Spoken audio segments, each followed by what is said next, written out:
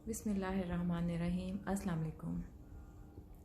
हमें से बहुत सारे लोग जो रोज़गार के सिलसिले में ओवरसीज़ गल्फ़ मुल्क के मुल्कों में जाते हैं, स्पेशली रोज़गार के सिलसिले में ऐसे लोग जो गल्फ़ जाते हैं, क्योंकि गल्फ़ वो रीजन है जो हमारे लोगों को नेशनैलिटी नहीं देता। इसमें जितने भी मुल्क आते हैं मेजॉरिटी मोस्टली जो हैं वो नेशनैलिटी नहीं देते। आप वहाँ पे होते हैं तब तक जब तक कि आपको आपकी जॉब है, आपका कारोबार है। बस जहाँ पे आपका की जॉब और आपका कारोबार ख़त्म हो जाता है वहाँ पे आप वापस आ जाते हैं। आपको फ़ौरन वापस ही आना पड़ता है, चाहे 5 साल बाद, चाहे साल बाद, चाहे 10 साल बाद, 15-20, but the ultimate end is back to Pakistan. अब बहुत सारे लोग ऐसी सिचुएशन में प्रेफर करते हैं कि जब उनको जॉब मिल जाती है और वो बाहर जाने के लिए उनके पास गल्फ़ जाने के लिए उनके पास मुनासिब रिसोर्सेज पैदा हो जाते हैं, तो वो प्रेफर करते हैं कि अपनी फैमिली को वो पाकिस्तान में छोड़ जाएं और वो ख़ुद बाहर जाके पैसा कमाएं। और पैसा एक्चुअली ये बात सच है कि पैसा कमाया ऐसे ही जाता है, क्योंकि अगर आप वहाँ पे रहते हैं, अगर आप वहाँ पे रह रहे हैं तो फिर आपका, आपकी फैमिली का, घर का खर्चा, खाने पीने का खर्चा, ट्रांसपोर्टेशन का खर्चा, बच्चे हैं तो उनकी स्कूलिंग का खर्चा, it cost you a lot, it cost you like hell. तो फिर उसमें सेविंग नहीं होती। ये बात अपनी जगह सही है कि उसमें सेविंग नहीं है, बिल्कुल नहीं है। लेकिन अगर आपको सेविंग करनी है तो आपको अपनी फैमिली लाजिमन पाकिस्तान छोड़नी पड़ती है। लेकिन उसका सबसे बड़ा जो नुकसान होता है वो मैं आपको बताऊं कि उसका जो सबसे बड़ा, अगर आपको लगता है कि ये नुकसान है कि आप अकेले हैं, आपको अकेले रहना पड़ता है, फैमिली को अकेले करना पड़ता है, तो मैं आपको बताऊं कि ये सारे नुकसान तो एक तरफ हैं, लेकिन इसका एक सबसे बड़ा नुकसान ये होता है कि आपके पास आप अपना सबसे कीमती तरीन सपोर्ट सिस्टम, आप अपना ज़िंदगी का सबसे कीमती तरीन असासा खो जाते हैं। कैसे, ये मैं आपको बताती हूँ कैसे। क्योंकि जब आप मुल्क से बाहर जाते हैं तो ये सिर्फ मुल्क से बाहर जाना नहीं है, ये मुआशरे से बाहर जाना है, ये उस कल्चर से बाहर जाना है जिसमें आप अब तक रहे हैं और जिसमें आप अपनी फैमिली को छोड़ कर जा रहे हैं। ये उस मुल्क से बाहर जाना है जिसके कवायद और ज़वाबत, जिसके ट्रेडिशंस, जिसकी रवायात में आप अपनी फैमिली को छोड़कर जा रहे हैं और आप ख़ुद यहाँ से जा रहे हैं एक नए माशरे में, एक नए कल्चर में, जिसकी अपने कवायद और ज़वाबत हैं, जिसका अपना एक तरीका है, जिसके अपने ट्रेडिशंस हैं, जिसका अपना एक निज़ाम है। और ये फ़ासला 2 घंटे का, 4 घंटे का, 5 घंटे का, ये सिर्फ फ़ासला घंटों का नहीं है, ये सदियों का फ़ासला है, ये ज़मीन व आसमान का फ़ासला है। और ये मैं ऐसा कुछ नहीं कहती कि कौन अच्छा है कि बुरा है, मैं सिर्फ ये कहती हूँ कि ये बहुत गहरा है। इट इज़ इन रियल, ये बहुत गहरा है, बहुत सॉलिड है, and it exist in real bitterly. यानी कि आपको ये, आप इससे पार उतर नहीं सकते। ये नहीं हो सकता कि आप 5 साल 10 साल बाद वापस आते हैं और वैसे के वैसे आ जाते हैं जैसे आप गए हैं।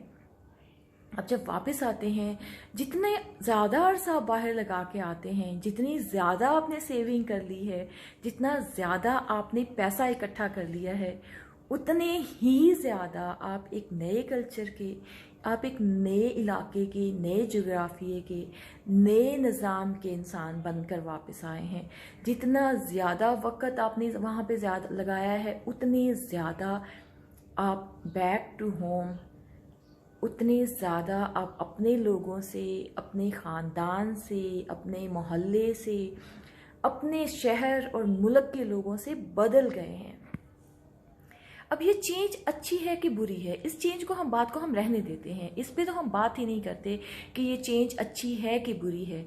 हम बात सिर्फ इस पे करते हैं कि ये चेंज रियल में है और ये आप इस चेंज में से गुजरने के में हेल्पलेस हैं। आप इसको रोक नहीं सकते, आप, मैं, कोई भी इस चेंज को रोक नहीं सकता।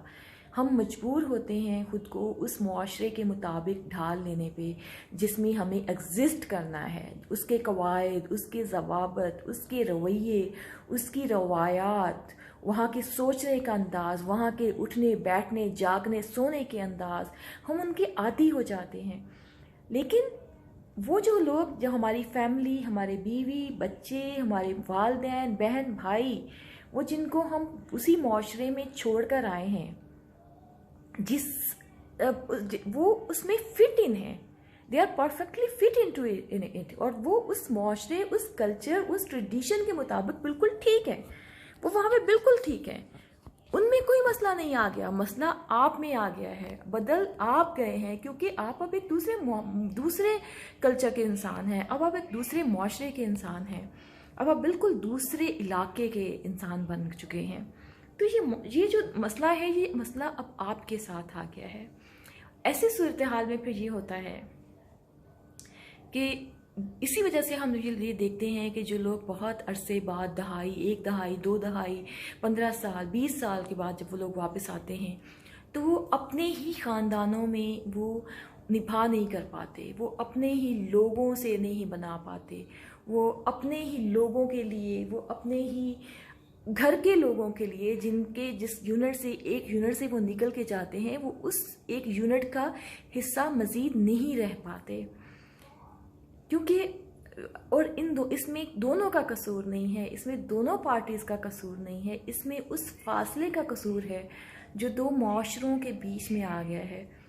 इसलिए उस वक़्त का कसूर है जो 2 माशरों के, 2 कल्चर्स के, ये सिर्फ मिल्कों की बात नहीं होती, ये पूरे उस निज़ाम की बात होती है। जब आप 2 डिफरेंट निज़ामों में हैं, जो डिफरेंट माशरों में हैं, जो 2 डिफरेंट किस्म की रियासतों में हैं, तो ये फ़र्क जो आ जाना है, ये बहुत अल्टीमेट है, ये इवेंचुअल है, ये इसको आप रोक नहीं सकते, इसका कोई हल नहीं है आपके पास, ये आएगा ही आएगा। इसकी तो बात ही हम नहीं करते कि ये अच्छा है कि बुरा है, बट इट एग्जिस्ट। तो ऐसी सूरत हाल में जब हम अपने बीवी बच्चों को पीछे छोड़ जाते हैं और ख़ुद हम पैसे कमाने के लिए बाहर चले जाते हैं, ये सोचकर कि एक दिन मैं पैसे कमा कर आऊँगा, ढेर सारे पैसे, और फिर हम हंसी खुशी रहेंगे और हम फिर बड़ा घर, बड़ी गाड़ी, बड़ी हर चीज़ बनाएंगे, तो वो वक़्त तो आ जाता है, इससे डेफिनेटली इससे वो वक़्त आ जाता है। लेकिन उस वक़्त तक आपकी ज़िंदगी के जो अहम तरीन लोग होते हैं, स्पेशली आपकी वाइफ, आपके बच्चे, जो आपकी ज़िंदगी, जो आपका एसेट होते हैं, जो आपकी ज़िंदगी का मेन मकसद होते हैं, उनमें और आप में ज़मीन आसमान का फ़र्क आ चुका होता है। फिर आप उनको समझ नहीं पाते, वो आपको समझ नहीं पाते। लास्ट ईयर में एक कारपेंटर मेरे घर आए थे काम करने के लिए। He was almost 65 years old. उसने मुझे कहा कि मैं आज के बाद कभी पाकिस्तान नहीं जाऊंगा। मैंने उससे पूछा क्यों, आपकी कोई फैमिली नहीं है वहाँ पर? तो उसने कहा कि नहीं, मेरे बीवी हैं, बच्चे हैं, मेरे सारी औलाद है वहाँ पे। लेकिन जिस अंदाज में उसने मुझे कहा कि मैं दोबारा कभी नहीं जाऊंगा, उसने मुझे रीज़न नहीं बताई, but he was so heart broken, so hurt. Even a carpenter changes with the society, with the culture। ये कह देना कि बाहर जाके जो नवाब होते हैं, जो डॉक्टर इंजीनियर्स होते हैं, वो बदल जाते हैं, ये सही नहीं है। जो कारपेंटर्स हैं, जो लेबर क्लास है, जो वहाँ पे मजदूरी करने के लिए लोग गए हैं, वो भी बदल जाते हैं, वो भी दोबारा से आके अपनी सोसाइटी में, अपने लोगों में, अपने घरों में फ़िट इन नहीं कर पाते। फिर ये होता है कि जो आपका इमीडिएट सपोर्ट सिस्टम है, जो आपकी फैमिली, जो बच्चे, जिनका यानी कि इंसान सोचता है कि दुनिया में कुछ भी हो जाए लेकिन आपकी फैमिली हमेशा आपके साथ हो, तो आप सरवाइव कर सकते हैं, आप उसको लूज़ कर बैठते हैं।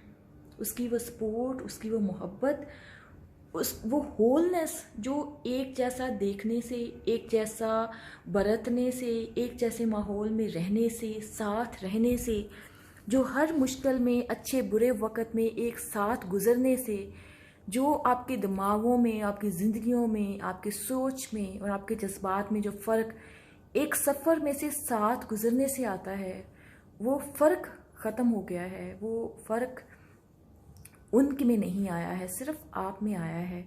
और वो कहीं पीछे रह गए हैं और वो इतना दूर रह गए हैं कि वो अब आपके साथ बना नहीं पाते और आप उनके साथ बना नहीं पाते। तो ये बहुत इम्पोर्टेंट है कि अगर हमें प्रायोरिटीज़ बनाते हुए हमें ये पता होना चाहिए कि हमारी प्रायोरिटी क्या है। क्या हमें सिर्फ पैसा चाहिए? क्या हमें ज़िंदगी में एग्जिस्ट करने के लिए सिर्फ पैसा चाहिए? हमें ज़िंदगी में एग्जिस्ट करने के लिए सिर्फ पैसा नहीं चाहिए।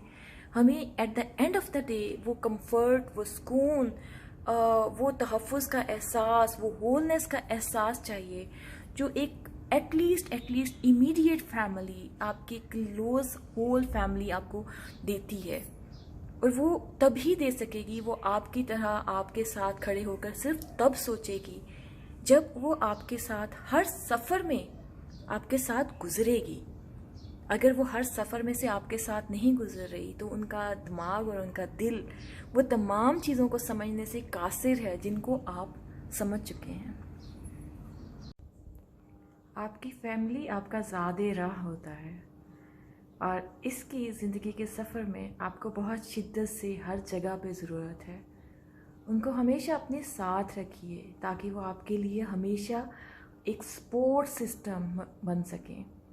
अगर आप उनको पीछे छोड़ जाएंगे और ख़ुद पैसे बचाने और कमाने के चक्कर में आगे चले जाएंगे तो आप ख़ुद को तन्हा कर देंगे।